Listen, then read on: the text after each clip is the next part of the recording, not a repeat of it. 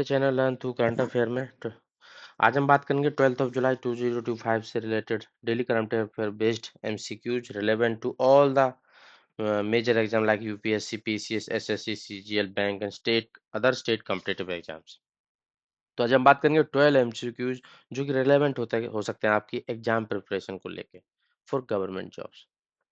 तो starting with first MCQ, recently एक report release की गई है, report for strengthening state science and technology council.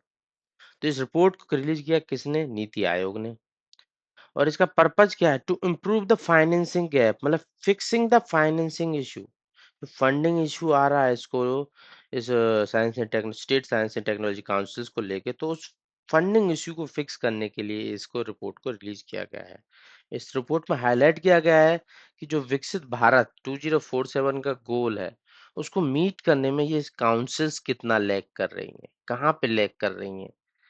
Funding को लेके लैग कर रही है, which is the basis of all the innovation, improvement and the target meet. Second MCQ हो जाता है कि जो ट्रेडिशनल नॉलेज डिजिटल लाइब्रेरी है, उसका पर्पस क्या है।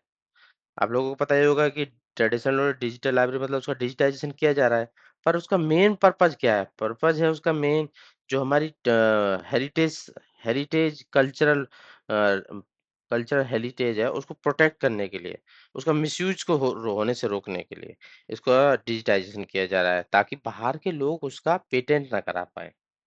जैसे हमारी वेदास की नॉलेज हो गई, फॉर एग्जाम्पल मैंने वेदा का नॉलेज बताया, जैसे आयुर्वेदा से रिलेटेड नॉलेज हो गया, ताकि वो हमारे जो रॉन्गली मतलब गलत तरीके से अब्रॉड रहने वाले लोग उसका पेटेंट ना करा लें। तो इसका मेन पर्पज यही है, ट्रेडिशनल नॉलेज डिजिटल लाइब्रेरी का। थर्ड एमसीक्यू हो जाता है, ऑटोनोमस डिस्ट्रिक्ट काउंसिल किस शेड्यूल के अंदर क्रिएट की जाती है? वो की जाती है 6th शेड्यूल के अंदर। और इसका पर्पज क्या होता है? सेल्फ गवर्नेंस प्रोवाइड करना to the people of Assam, Tripura, Mizoram, Meghalaya. जिससे क्या होगा कि उनको ट्राइबल कस्टम्स को प्रिजर्व किया जा सके और मैनेज लोकल डेवलप। दो मेन पर्पज हैं इसके। फोर्थ एमसीक्यू हो जाता है कि प्रोजेक्ट पंच संकल्प, जो national education policy, new education policy है 2020 वाली, उसके अंदर एक पंच संकल्प है। तो उस पंच संकल्प में क्या क्या आता है? उसमें इनोवेटिव एजुकेशन आती है, होलिस्टिक एजुकेशन आती है, भारतीय एजुकेशन आती है, पर इंडस्ट्रियल एजुकेशन नहीं आती। और इसके साथ साथ दो मतलब पंचकल मतलब 5 सिद्धांत होंगे, तो दो रह गए ना बाकी। वो क्या है? New generation plus multi disciplinary education, ये दो एजुकेशन हो। तो इसके 5 संकल्प हैं, next gen and multi disciplinary. Purpose क्या है? To improve higher education. Fifth MCQ हो जाता है, जैसे डब्ल्यूटीओ में काफी चैलेंज चल रहे हैं, मतलब ट्रेड डिस्प्यूट्स चल रहे हैं जिनका कोई रेजोल्यूशन नहीं आ पा रहा है। तो अपना अपना ट्रेड हैम्पर ना हो, कंटिन्यू चलता रहे, कोई भी जो डिस्प्यूट है उनका इजीली सॉल्यूशन किया जा सके। इसी बेसिस पे डब्ल्यूटीओ के अल्टरनेटिव एक पॉलिसी किसी ने प्रपोज किया है, वो प्रपोज किया है यूरोपियन कमीशन चीफ ने, टू इम्प्रूव इंडिया मतलब Asia and European countries trade and to talk on stalled and dispute resolution. मतलब जहाँ पे डिस्प्यूट स्टॉक मतलब स्टॉल हुआ पड़ा है, डिस्प्यूट से रिलेटेड जो भी रेजोल्यूशन नहीं आ पा रहे हैं, उन सब पे बात करेंगे।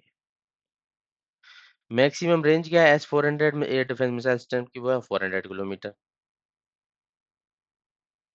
ये है कि यूएन की एजेंसीज हैं जिन्होंने was updated was health care facility tracker को रिलीज किया है।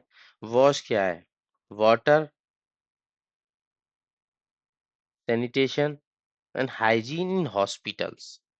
तो ये किया डब्ल्यूएचओ और यूनिसेफ ने रिसेंटली, इसको अपडेट करके इस ट्रैकर को दोबारा से रिलीज किया। ये ट्रैकर है एक तरीके से, कितना हाइजीन को, वाटर क्लीन वाटर को और सैनिटेशन को फॉलो किया जा रहा है हॉस्पिटल्स के अंदर। एट्थ एमसीक्यू हो जाता है, गैम्बलिंग को कंट्रोल करने वाला कौन सा एक्ट है? मतलब बैन कर किस एक्ट के अंदर बैन किया जा रहा है? पब्लिक गैम्बलिंग एक्ट के अंदर बैन किया जा रहा है 8067 के अंदर। बट और गैम्बलिंग को किस लिस्ट में आता है? ये आता स्टेट लिस्ट में। तो स्टेट कभी भी मतलब ये मॉडल एक्ट है, मॉडल लॉ है, तो स्टेट कभी भी इसमें अमेंडमेंट कर सकता है, इसको अबॉलिश कर सकता है, ये डिपेंड्स ऑन स्टेट। और इसमें क्या किया है, गैम्बलिंग को बैन किया हुआ है, पर जो यहाँ पे ट्रिक बेस्ड गैम्बलिंग होती है ना, जैसे कि मतलब स्किल्स बेस्ड, वहां पे उसको बैन नहीं किया हुआ है। आइलैंड प्रोटेक्शन जोन आपने आप लोगों ने सुना होगा, कोस्टल प्रोटेक्शन जोन, जैसे कोस्ट्स को प्रोटेक्ट, कोस्टल रेगुलेशन जो कोस्ट को रेगुलेट करते हैं प्रोटेक्शन के लिए, इकोलॉजी के वहाँ को कंजर्व करने के लिए, तो उसी तरीके से आइलैंड प्रोटेक्शन जोन होता है। ये आइलैंड हमारे दो ही हैं, Andaman Nicobar island and Lakshadweep island. 10th MCQ हो जाता है, शिप्स के मतलब international convention set safety standard for ship. समुद्र में शिप्स के लिए क्या कन्वेंशन है, समुद्र में होते हैं, safety at sea, safety of life at sea, safety of life at sea, SOLS, SOLAS इसका फुल फॉर्म है, to prevent accident and save lives under sea. IUCN red list में खराई कैमल्स का क्या स्टेटस है? आपको पहले ही पता पता होनी चाहिए कि गुजरात के अंदर एंडेमिक है, ये सलाइन वाटर में अलाइव रह सकते हैं, मतलब इन्होंने अडॉप्ट कर लिया है, उसके साथ मैंग्रोव पे ग्रेज करते हैं। और अभी रिसेंटली मतलब वहाँ पे इंडस्ट्री ज़्यादा बनने की वजह से और मैंग्रोव का डिटोरिएशन होने की वजह से मतलब ये इंडेंजर्ड कैटेगरी में आ रहे हैं, इनके लाइफ लाइन को खतरा वहाँ पे स्टार्ट हो चुका है। 12th एंड लास्ट एमसीक्यू पर करंट न्यूज, आज टुडेज न्यूज।